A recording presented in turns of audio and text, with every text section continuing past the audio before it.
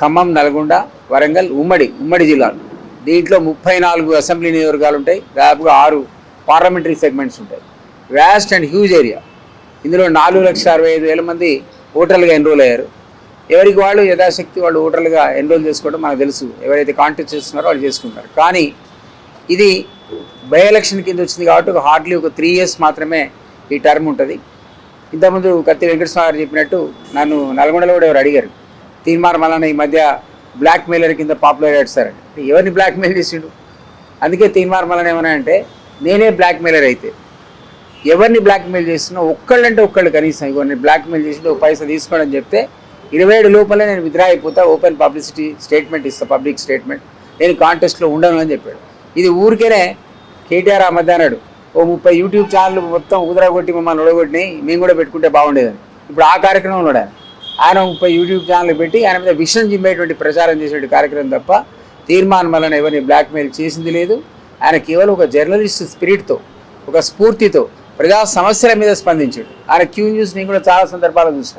ఆ క్యూ న్యూస్కి తన చేతిలో అధికారం లేకుండా, ఏ అధికారం లేనటువంటి ఆ క్యూ న్యూస్కి జర్నలిస్ట్గా ఉన్నటువంటి తీర్మానం వలన ఆయన తమకు సహాయపడుతుంది. 100 మంది 1000 మంది మనమే చూసినాం. రోజు ఆయన ఆఫీస్ నిండిపోయి ఉండేది. ఆయన అధికారులకు ఫోన్ చేసేటోడు, నువ్వు ఈ సమస్య వచ్చింది, నువ్వు చేస్తావా చేయాలి, అధికారం లేకుండా.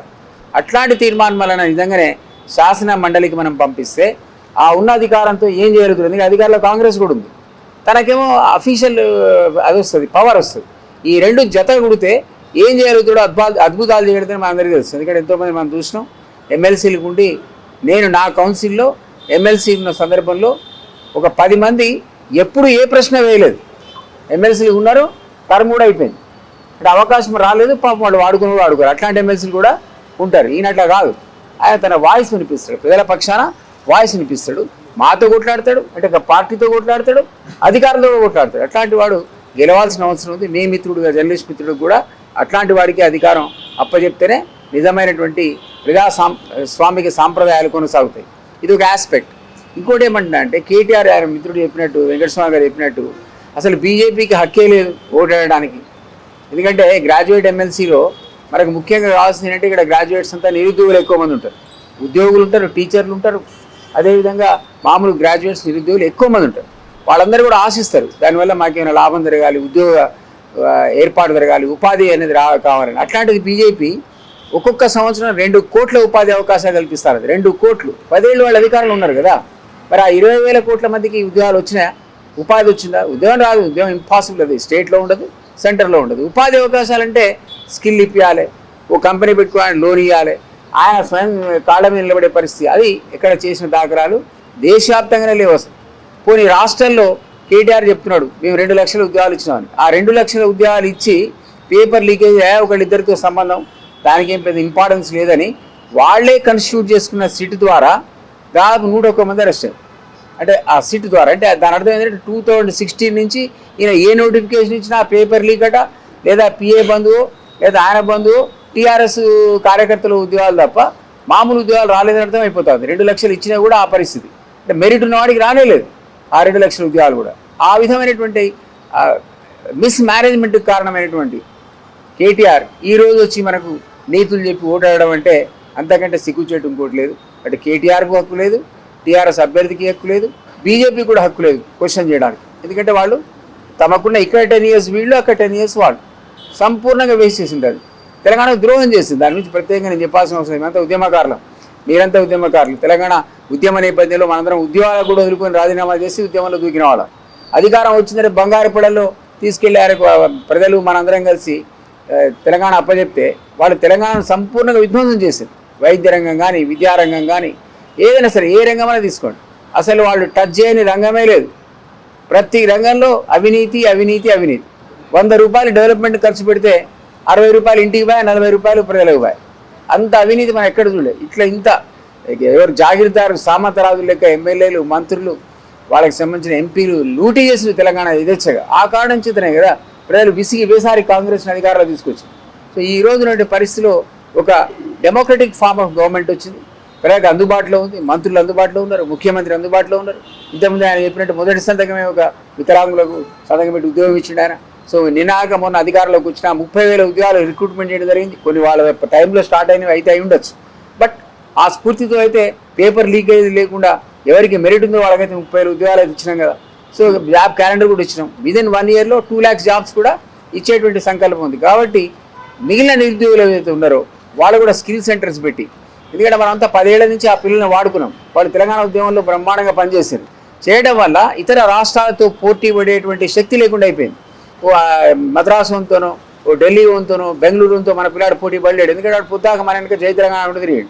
సో అట్లాంటి వాడికి ఏ రంగాల లోపల వాళ్ళకు శిక్షణ ఇస్తే ఉపాధి వస్తుందో గమనించాలి ప్రభుత్వం. దాన్ని గ్రహించి దానికి అవసరమైనటువంటి శిక్షణా కేంద్రాలు, స్కిల్ సెంటర్స్ని పెట్టాలి. ఆ స్కిల్స్ సెంటర్ ద్వారా వీళ్ళకి కనుక శిక్షణ ఇప్పిస్తే వాళ్ళకి ప్రైవేట్ రంగంలో కూడా పోటీపడి ఉద్యోగాలు తెచ్చుకునేటువంటి ఒక శక్తి వస్తుంది. దాన్ని వీళ్ళు 10 ఏళ్ళు నెగ్లెక్ట్ చేసి గవర్నమెంట్ ఆఫ్ ఇండియా ఇతోధికంగా డబ్బులు ఇచ్చినా కూడా స్కిల్కి అసలు ఖర్చే పెట్టలేదు.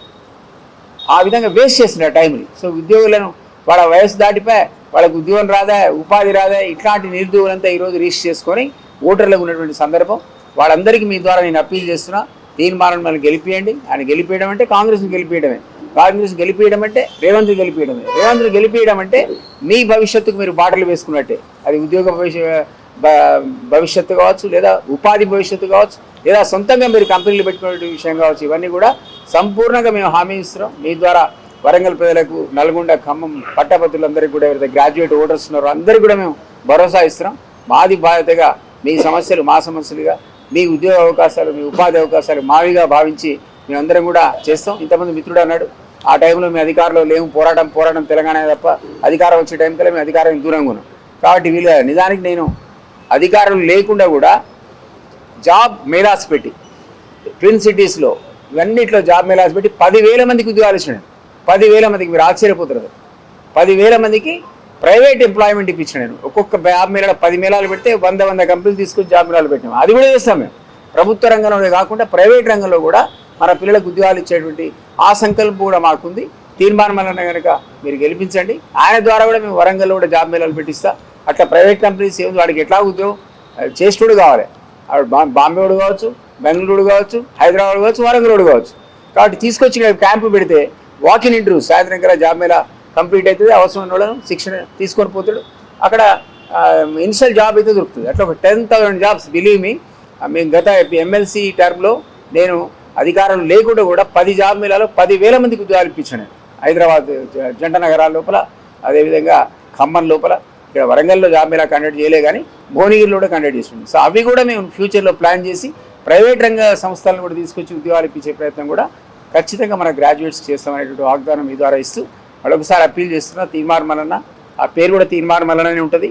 నెంబర్ 2 ఉంటుంది బ్యాలెట్లో. ఆయన ఎదురుగా నెంబర్ 1 అని రాయాలి. దీంట్లో సింబల్స్ ఉండవు, ఓన్లీ పార్టీ సపోర్ట్ చేస్తుంది తప్ప సింబల్స్ ఉండవు. 1 అని రాయాలి. 2, 3 జోలికి పోవద్దు. ప్రిఫరెన్షియల్ ఓటింగ్ అని ఇష్టం 2 వేసుకోవచ్చు, 3 వేసుకోవచ్చు, 4 వేసుకోవచ్చు. కానీ మొదట ఉన్న ముగ్గురికి కౌంటింగ్ అక్కడ దాకా రాకుండానే ఎలక్షన్ అయిపోతుంది. కాబట్టి ఆ మొదటి ముగ్గురికి వేసేటోడు నెంబర్ 2, నెంబర్ 3 వేసేటువంటి వేసినా కూడా అది వేస్ట్ అయిపోతుంది. కింద ఉన్న వాళ్ళే మనకు వస్తాయి. వాళ్ళది నెంబర్ 1 వేసి ఇంకోటి 2 వేసింది అనుకో, అదే కౌంట్కి వస్తుంది తప్ప ఈ 1, 2, 3 ఉన్నది కౌంటింగ్ రాకుండానే ఎలక్షన్ తేలిపోతుంది. ఇంతకుముందు వెంకటస్వామి గారు అన్నట్టు ప్రథమ ప్రాధాన్యత ఓటుతోనే క్లియర్ అయిపోవాలి. అంటే 100 ఓట్లు అనుకోండి, 51 దాటితే ఆ అభ్యర్థి గెలిచినట్టే. మళ్ళీ ఆ విధంగా 51తో గెలిచిపోయాడు అనుకోండి, ఇక చివరినోడు ఓట్లు, మళ్ళోడు ఓటు లెక్కబెట్టే అవసరం రాకుండా, టైం వేస్ట్ కాకుండా ఉంటుంది. అది ఆ విధంగా మళ్ళీ అప్పీల్ చేస్తున్నా. మల్లన్న పేరు ఎదురుగా నెంబర్ 2 బ్యాలెట్ పేపర్లో ఉంటుంది. తీర్మానం మల్లన్ననే రాసి ఉంటుంది. నెంబర్ 1 అనేది మీరు మార్కింగ్ ఇవ్వాలి. చాలామంది మన వాళ్ళు తెలిసినా కూడా ఎందుకో కావాలని టిక్ పెడతారు, లేకపోతే ఇంకేదో రాసే ప్రయత్నం చేస్తారు ONE1 అని. అది కరెక్ట్ కాదు. మనం ఓన్లీ 1 అనే మార్కింగ్ ఇవ్వాలని మీ ద్వారా గ్రాడ్యుయేట్ ఓటర్స్ అందరికీ అప్పీల్ చేస్తూ మాకు మీరు ఇచ్చిన అవకాశానికి ప్రత్యేక ధన్యవాదాలు తెలియజేస్తాను. జై తెలంగాణ.